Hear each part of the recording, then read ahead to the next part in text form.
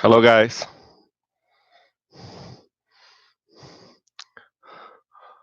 Olá, Henrique.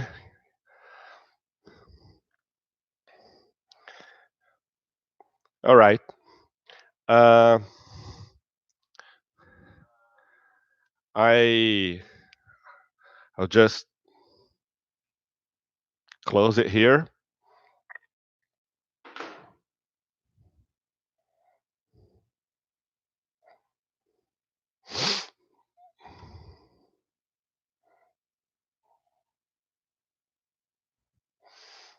Okay. Very very nice to have you all here. Um, that's the first time we are discussing these topics on unemployment, job types, as it may be impacted by what we call the fourth industrial revolution and digital transformation. I know I have some friends from different countries following us here now. Um, I expect to go through this content for about half an hour, not really much longer than that. And afterwards, I will be happy to interact and to learn from you and receive your thoughts about that. Ankit mentioned previously here in our chat, he want to learn about possible change because of the impact of digital transformation. Well, Ankit, hopefully we'll be able to address it as you wish. Okay, so let's start the session. The the key word we are discussing today is productivity. Okay, um, you will see that this word is very meaningful when we try to connect some of these broad concepts, such as the eventual fourth industrial revolution we are going through, or we are in the beginning of this curve. The broad concept of digital transformation, the broad concept of unemployment dash full employment, and type of jobs, universal basic income. So those are very broad concepts, and today in this half an hour, I'll try to put them together somehow. And the word productivity will be able to help us on that. So briefly, I'll go back to the understanding of what happened in the first, the second, and third industrial revolutions. All right, what happened quite well not that long ago in the first industrial revolution. It started in the year 1765. Um, it lasts for 7 decades, so 70 years, and it was based in three key supplies: coal, water, and steam. All right. And what happened at that time? We basically had city-based demand. So there was the demand from the city of London, the city of Manchester, the city of Paris, and during these 70 years, during these 7 decades, there was a demand expansion through the increase of geographical coverage. All right. Um, it began in the 1765, and over this period, um, it occupied mainland Europe and beyond Italy. So the match at that period was very clear. Um, an increase in the production capacity plus an increase in the demand growth equals to more jobs. So during the first industrial revolution, the number of positions, the number of jobs has dramatically increased because demand has grown, the geography that created demand has grown, and the production capacity grown to match that demand. Okay, fair enough, good. Second industrial revolution. We usually associate that to mass production. In fact, that was a consequence. Um, the technology, the business mindset was ready for that, but yet mass production manufacturing model was a consequence. And consequence of what? Two factors, two key factors.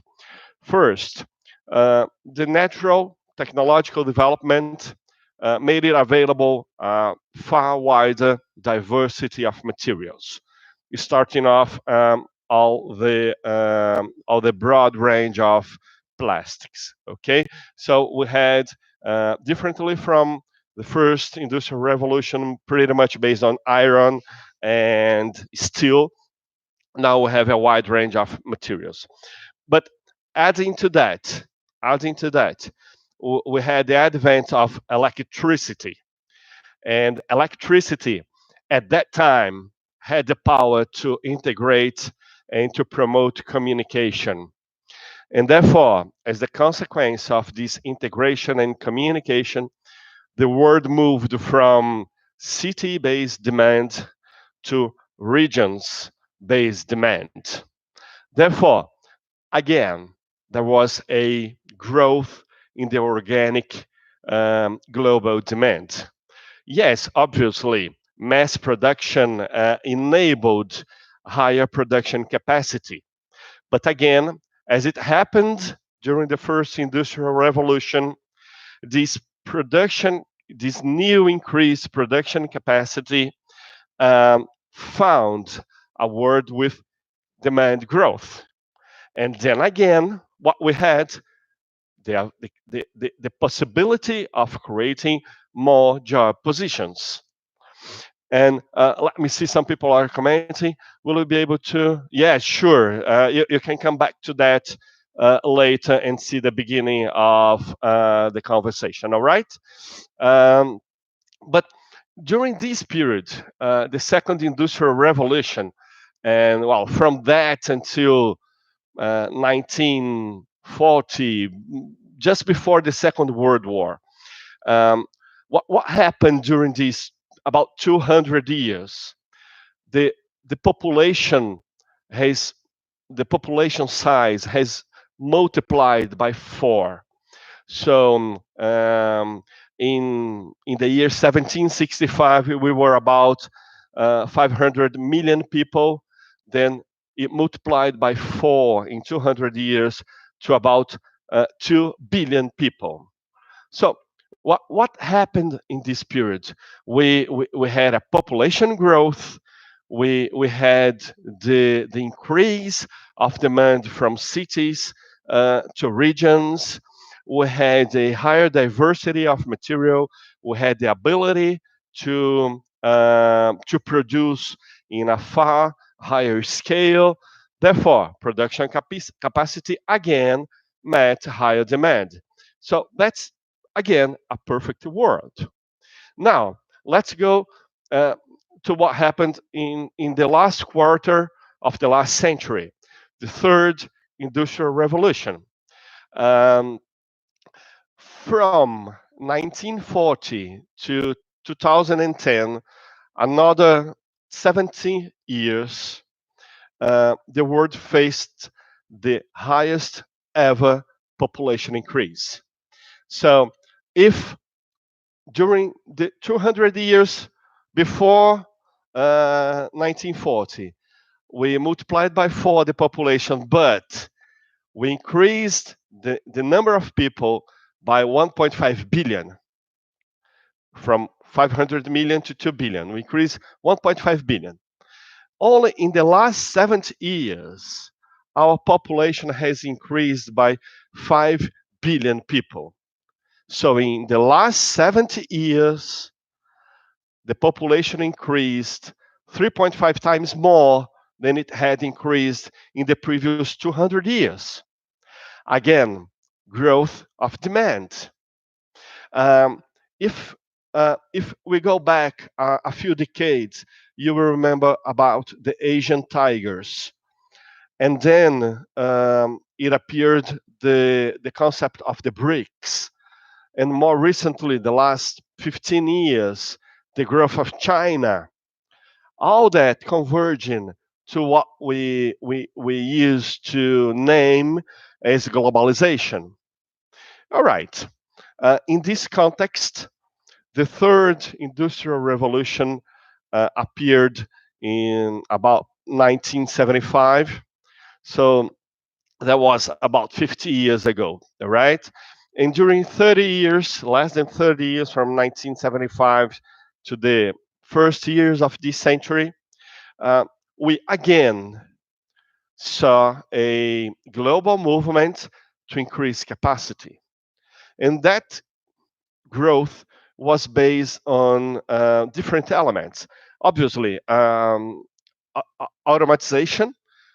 We always associate to those robots. Uh, uh, I'll get to the COVID-19. I'll get to COVID-19. That's a very recent effect. I'll get to that. So we obviously associate to the automotive industry and all that robots doing repetitive movements, and obviously that has increased productivity. But for the first time, and that has not happened in the first industrial revolution, not happened in the second one. For the first time, we had an increase of productivity within the offices. So we had the advent of the personal computer and the internet. The internet is the new electricity that we faced in the second industrial revolution. So um, again, we see ourselves capable of increasing production capacity, but differently from the previous industrial revolution, we do also have the effects of increasing productivity. Not only the capacity to produce, but increasing the productivity. The ratio from resources to output has changed. In the early 70s, it appeared the ERP systems, the total quality management, total quality concept, total quality control, the roots of lean manufacturing, um, grew in the early 70s. So we are also seeding the concept of productivity, not only capacity growth. All right, but yet it's not really a problem at that moment because although companies became more productive, the world demand has massively increased. So all that capacity gain, productivity gain was very easily absorbed by demand growth. Fair enough.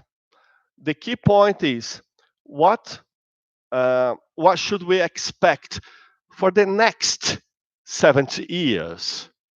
Um, should we expect the same demand growth, global demand growth? Absolutely not. It is expected that Latin America, well, in fact, all Americas, it is expected that Europe, it is expected that Asia, all those continents will reduce population. So, in some countries, this is already happening. Europe is already reducing population. Latin America, Americas as a whole, and Asia is expected to meet a top population number in the following 30 to 40 years. But by the year 2050, 2060, the population is to increase.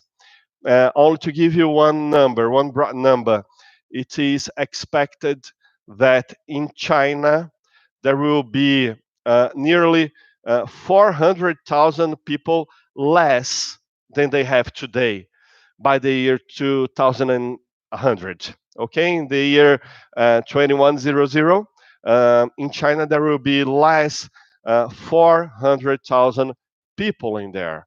So the type of consumption and demand is to increase.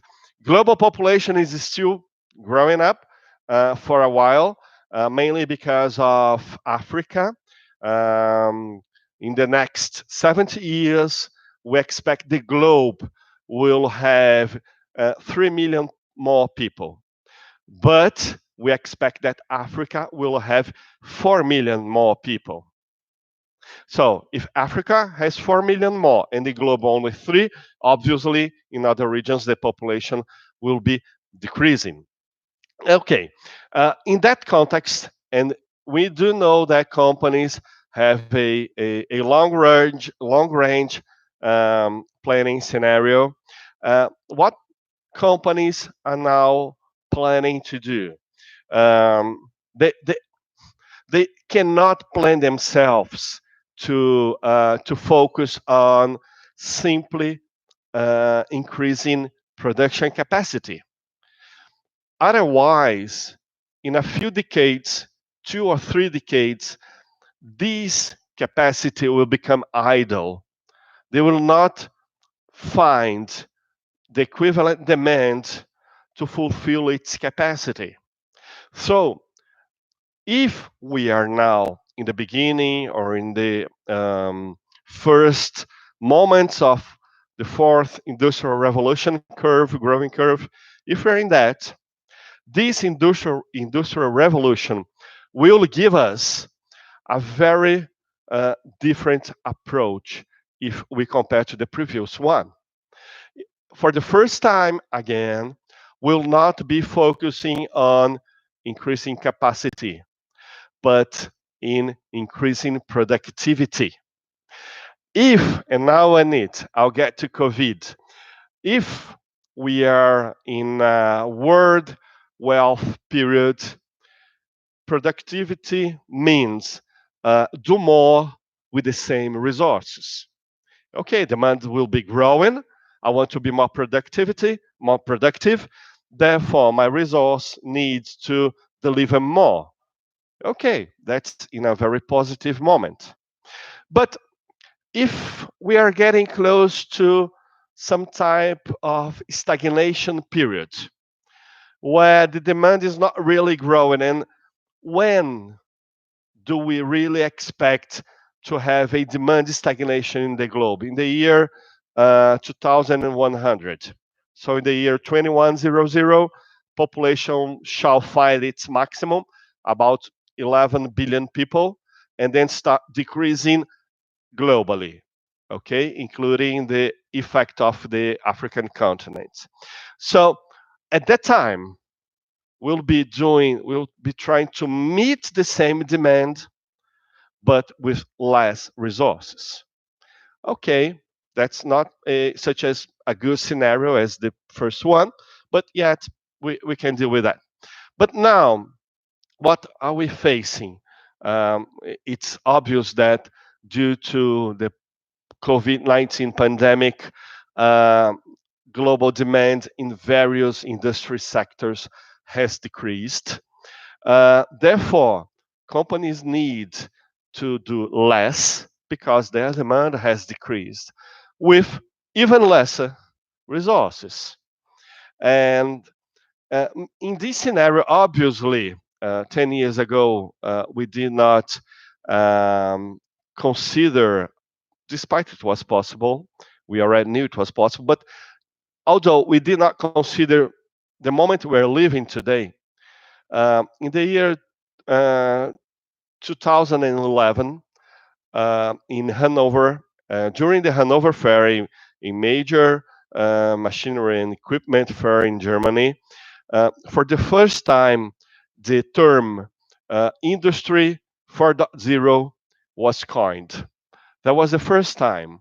And this Industry 4.0 concept is associated to a very specific ecosystem.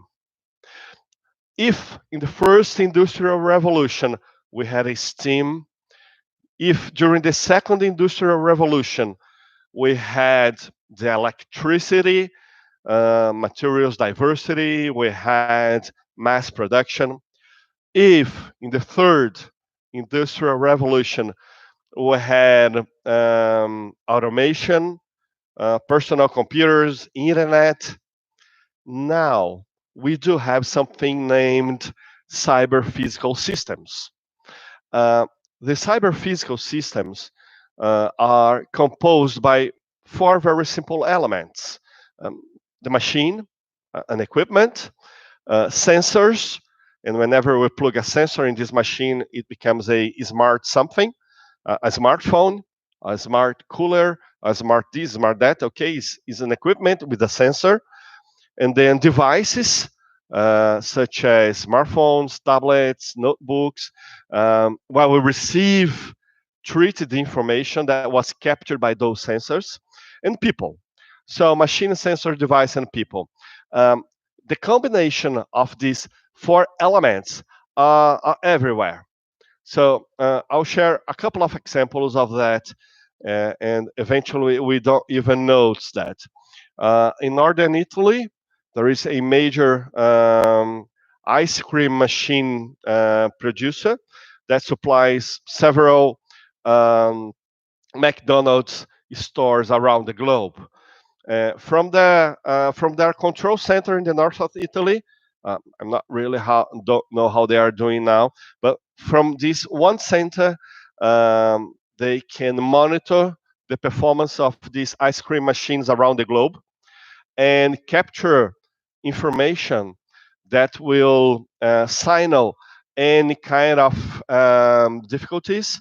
For example, the ice cream will become less thicker, or the temperature is increasing, or all right. And there is a autonomous algorithm that will automatically send a signal to this machine, and we're talking about 8 to 10,000 equipments placed around the globe, and they basically will fix the equipment remotely.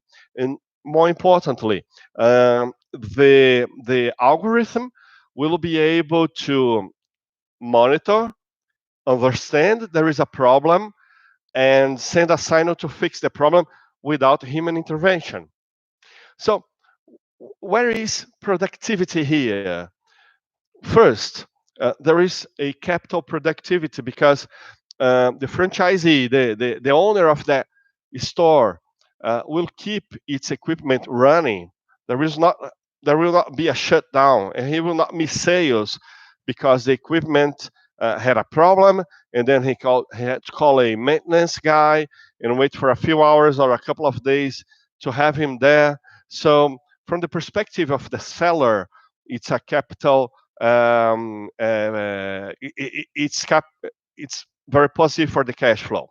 Now, from the side of maintenance, you don't need that team anymore. You don't need a maintenance guy. Obviously, the team will be there for very specific problems, for replacing supplies, for replacing parts when it's time. But for these very small problems, you don't need that anymore. So, productivity.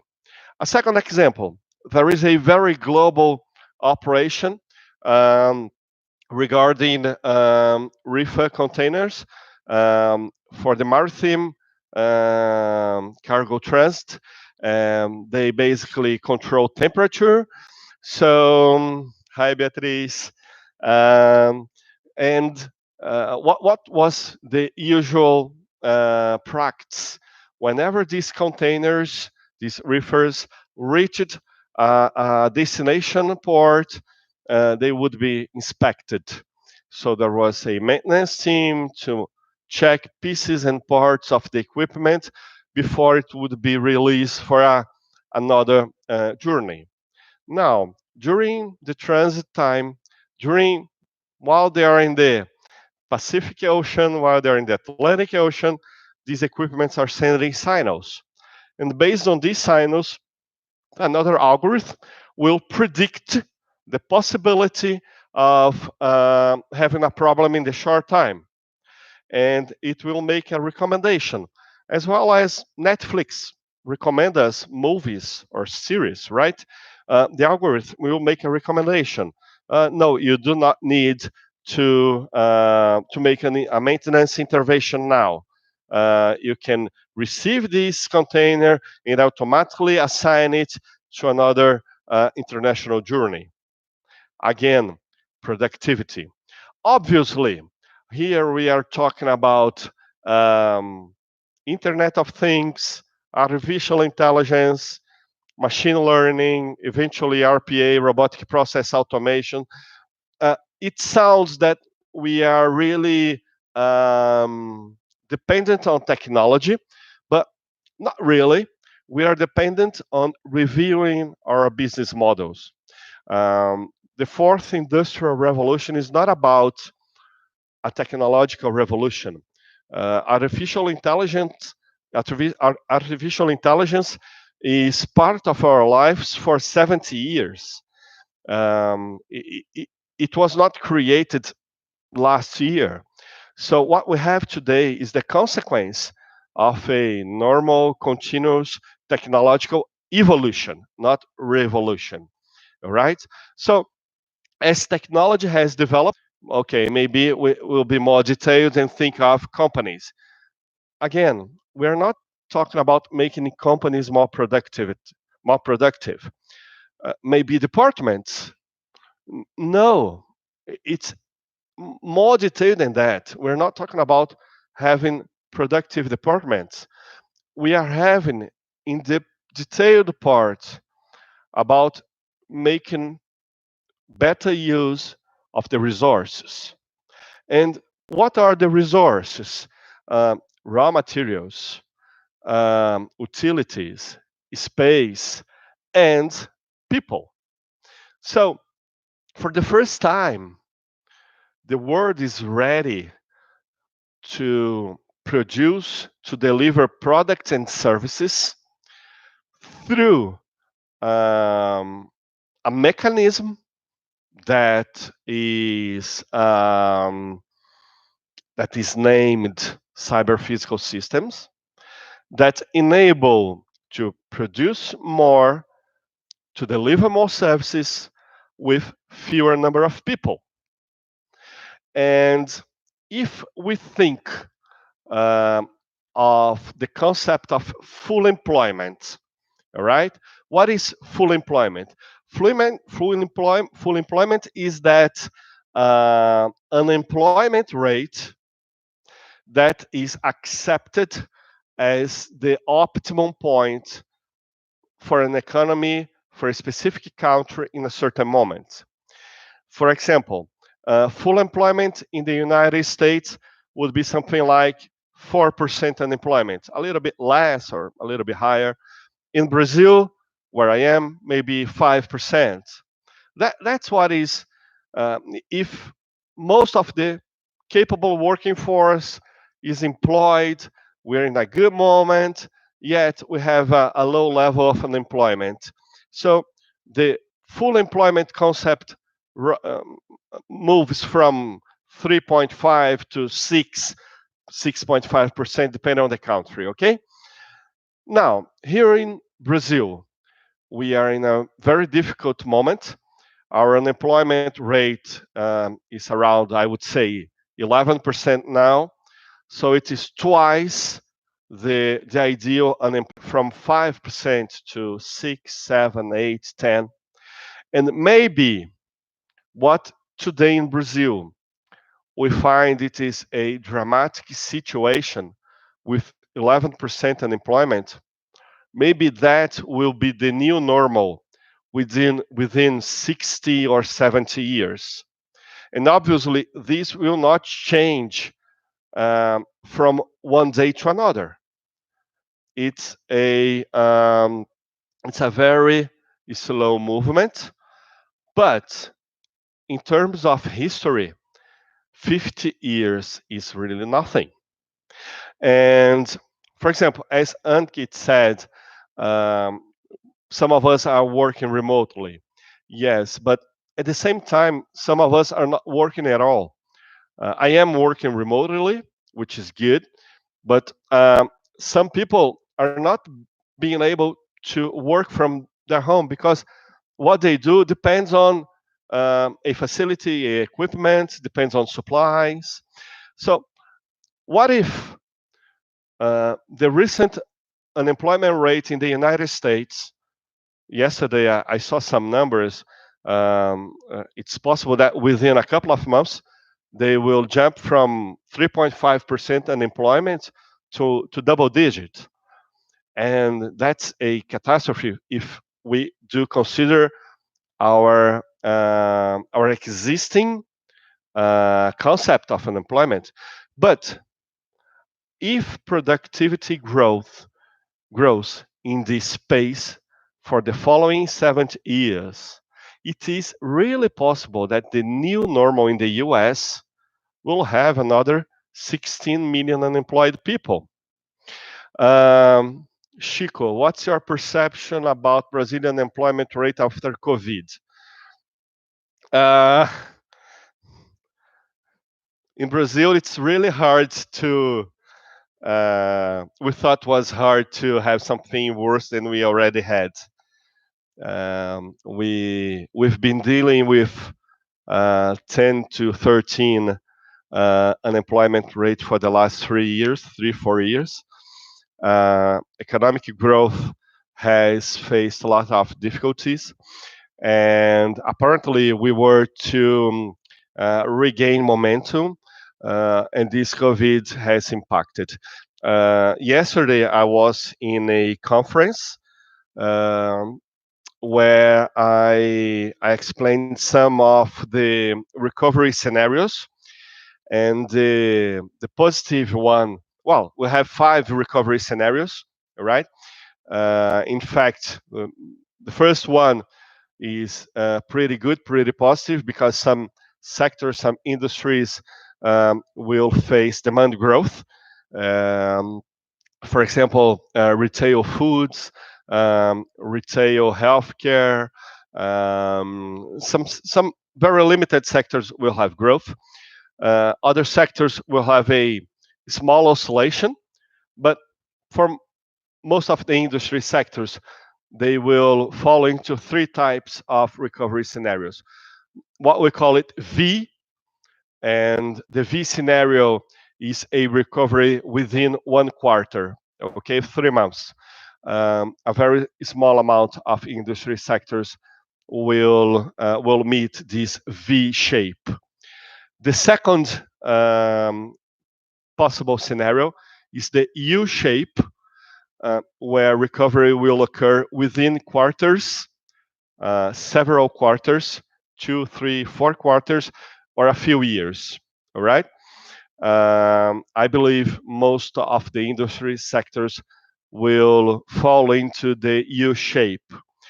And the third, in the more dramatic shape, is the L, where you have a demand drop, and that's the new normal.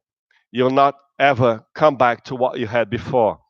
Um, Maybe COVID and technology adoption will promote some of these L-shaped in a few sectors. And when you think of an L shape, we usually think of uh, decreasing demand by half, by 80%. No, no, no, not that bad.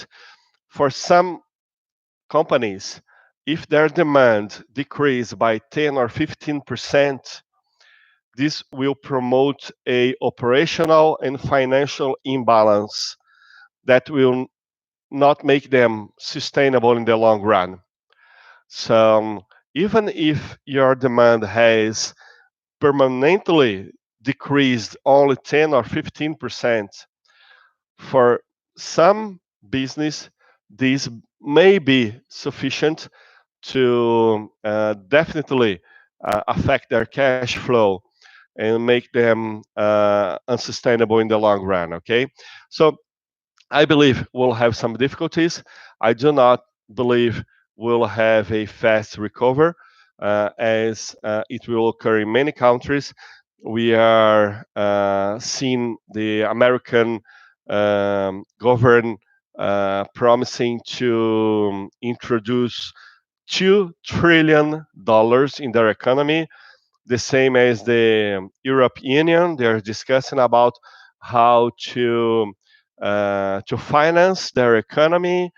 So it is really likely that will not come back to the old normal before the end of the next year as a global economy. It will be something equivalent.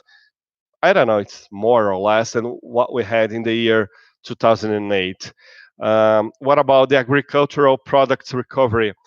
Here we have a very positive perspective. And why is that? Um, Around the globe, a key line of a country's P&L is the income from families. Um, Despite of unemployment increase, yet all families tend to focus on what is priority, and food is always priority. Food, health, and then security. People tend to eat every day whenever possible. And we do see some situations that number of people not be able to eat every day is increasing. But again, this is another item government should take care of, and we can volunteer and take care of as well. But the food industry is selling well around the globe. Therefore, agricultural producers tend to sell well around the globe. If we think of a specific industry sector that tend to uh, survive with less difficulties, we'll see the food value chain from seeds to the table. Okay, we have an expression which is from farm to fork, so it is likely that we will be okay. But one key topic, well, there are two key topics I'd like to address with you here. Um, the first one, in different countries and in different global institutions, like in the United Nations, the World Economic Forum, um, people are discussing about the implementation of the universal basic income, which is pretty much a salary or a rent that will be paid to keep people at home, because the world will be so productive that these people will not be required to do anything at all. This is a very tough discussion. I know that there are different economic views. If we think of a more liberal, economically speaking, more liberal govern, um, this is a very difficult topic to address. Um, the the the size of the state should be small, and the market should take care of themselves, and people should have the freedom to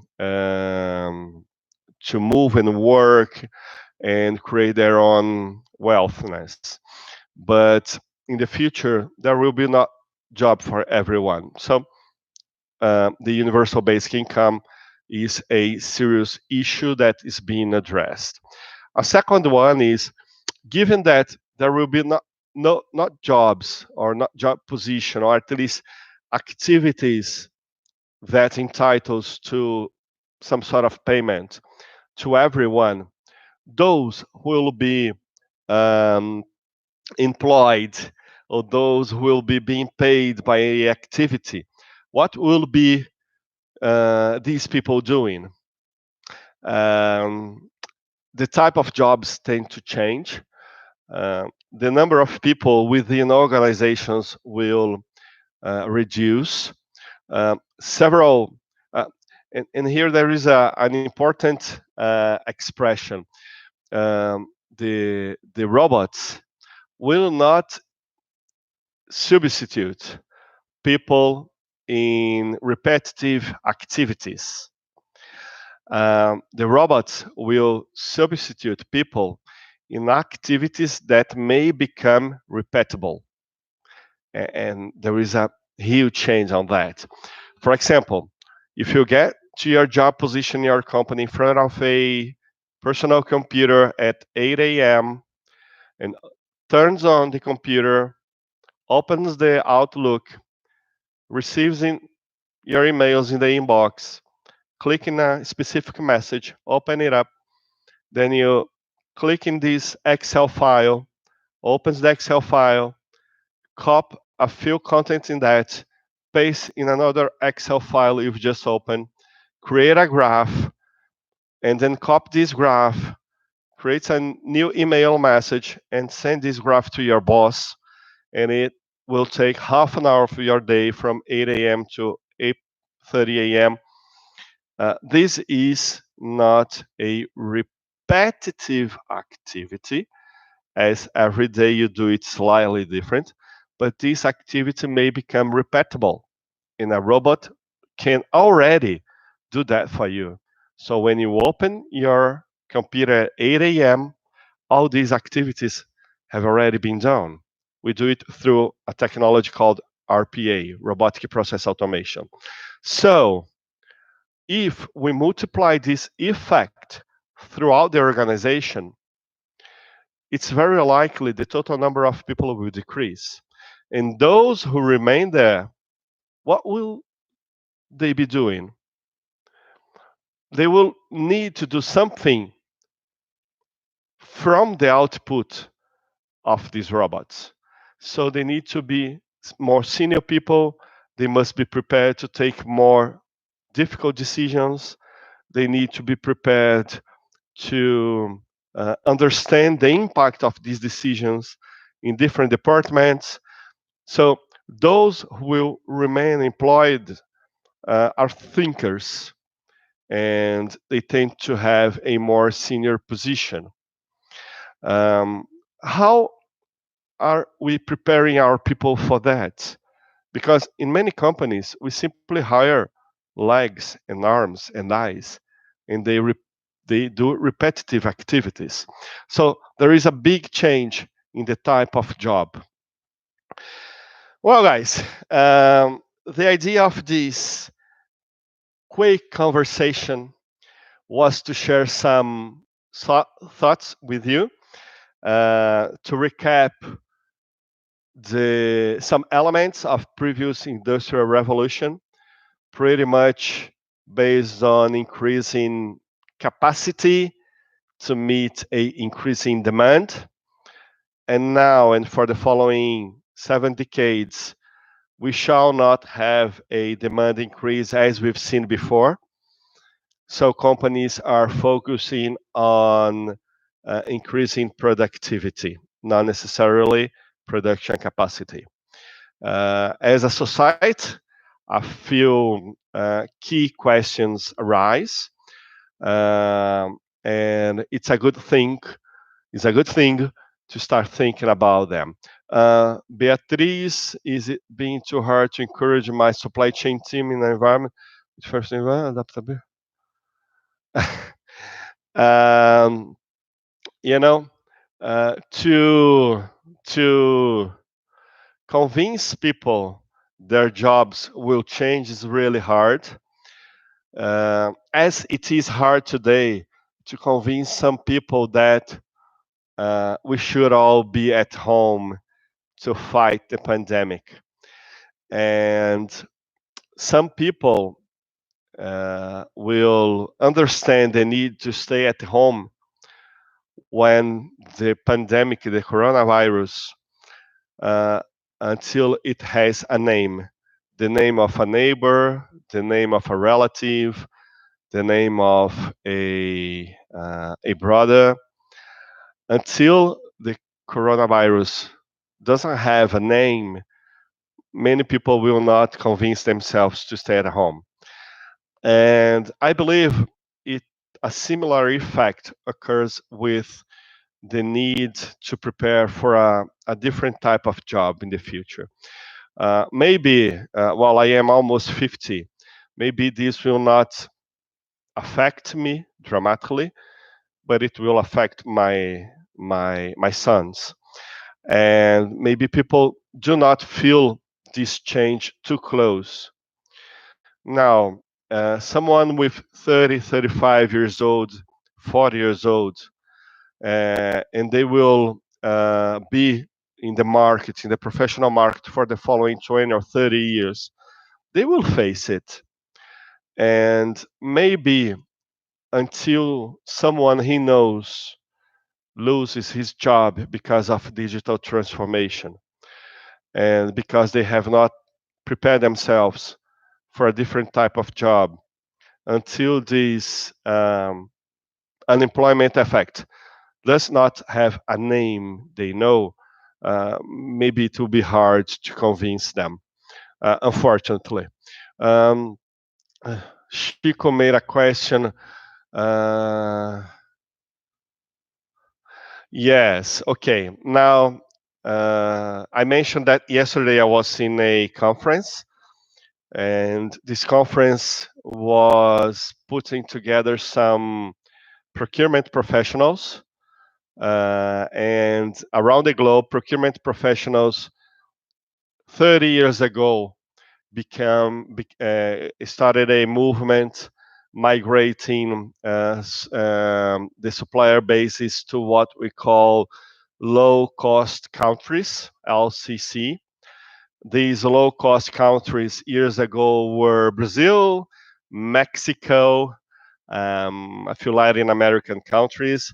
Then the low cost countries became the some countries in Europe, Eastern Europe, and then they moved to Asia. So we have today China as a low cost country, but not only Asia, not only China, other countries. But we have all eggs in one basket for a few decades. The basket was in Latin America, then Eastern Europe, then Asia, but always one basket.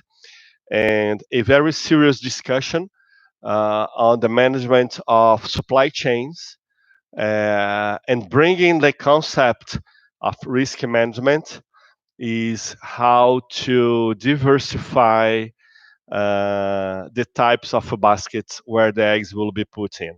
So the local development of suppliers will play an important role in the agenda in the following years. We tend to reduce. It is likely. We are in a shock moment. After this moment has been through, we'll see what people will be addressing. But I believe the concept of one global single source will be replaced by multiple sources, even if that implies in a slightly higher running cost. And that's because of risk management. So, all right, Arturito. As we see, this is going to be a very long until vaccines cover. Okay. Uh, what, I'm not an expert on the development of vaccines. I've heard it would take at least a year or a year and a half to have it developed, tested, approved, and globally made available. Okay, the issue is not only developing and have it approved. A key issue is the capacity to produce the amount required to distribute it globally and everyone. Okay, So yes, I believe that in terms of protection, it will take a year and a half, maybe more, and we'll have different waves of this virus and others. So uh, I would say, Arthur, that the recovery will not be in the short term. I think this year will be very difficult, even when the pandemic is controlled, which shall be this year, obviously, at least this first massive wave. There are other two barriers. The contamination is one barrier that we will overcome in the following weeks and months, but there is a psychological barrier that will impede, will stop people going back to previous behavior. For example, tourism, events, congresses. This sector tend to suffer longer, not because of the contamination, but because of the psychological barrier. And after that, we will have obviously uh, the financial barrier. Many companies will have suffered quite a lot, and they will have to make choices, start smaller than they were before, maybe lose, as we say, lose the rings and keep the fingers. Maybe some companies are losing fingers as well, but keeping themselves alive.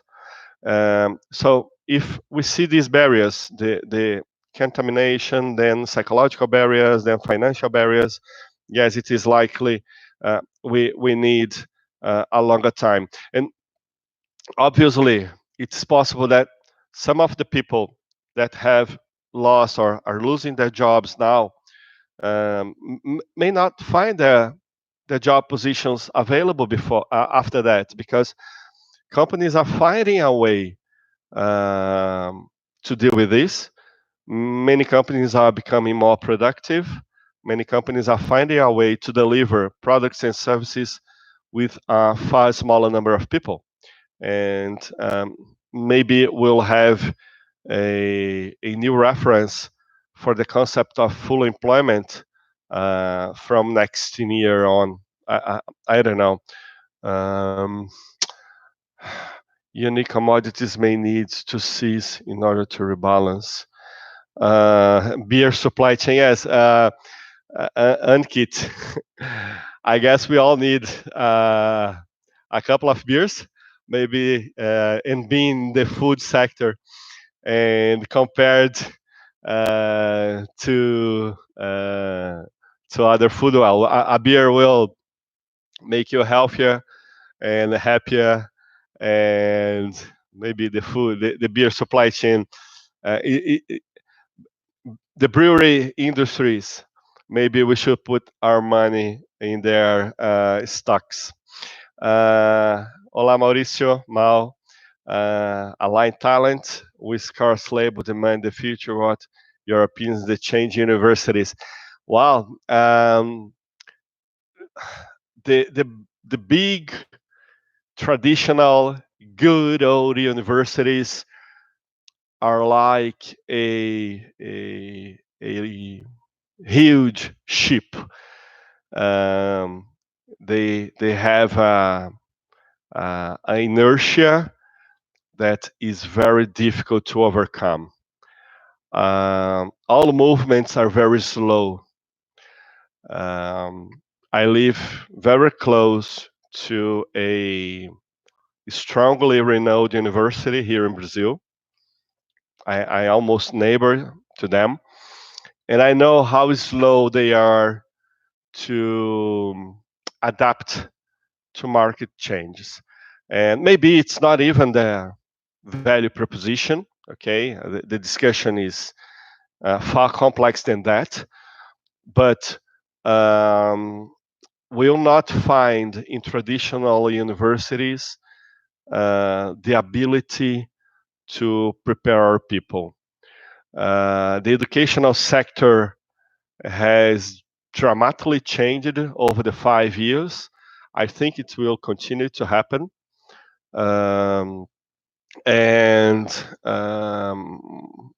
the weight of a university certificate will keep being challenged.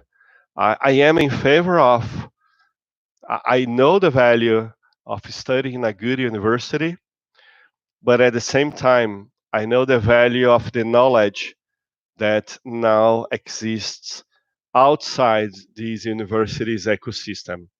So today we have a balance, but I believe that uh, the weight of traditional universities in the perspective in creating a perception of a well-prepared professional will decrease. That's what I think. But anyway,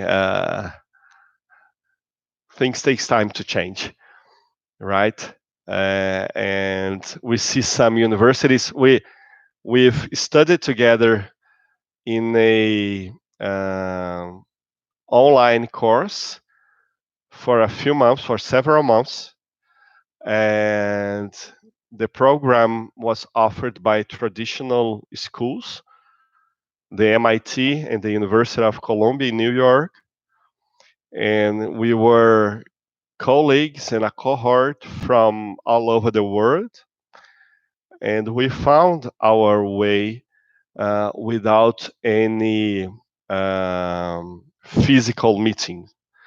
So these are two universities that are finding their way to deliver updated knowledge in a different format and meet the globe. But we are talking about two schools, and obviously there are other in the world. But when we compare others in the world, but when we compare them to the complete number of educational institutions we have in the world, today is a very, very small, nearly insignificant number of institutions that are um, digital ready, not only to offer the content digitally, but to offer the right content. It's very easy to offer basic content online. You'll find lots of courses, and in these days, made available for free. But when you get to it, they are really basic content. And it's not the basic content that will prepare the good professionals. Okay? All right. We've been through this conversation for an hour so far. Um, Thank you very much for your presence. I'm glad to see we have from Chile, US, Mexico, Europe, India, Brazil, and maybe in a couple of weeks we'll get together here again. Okay, have a nice day, a good Easter break, and take care. Stay at home till this pandemic is over. Have a nice day, guys.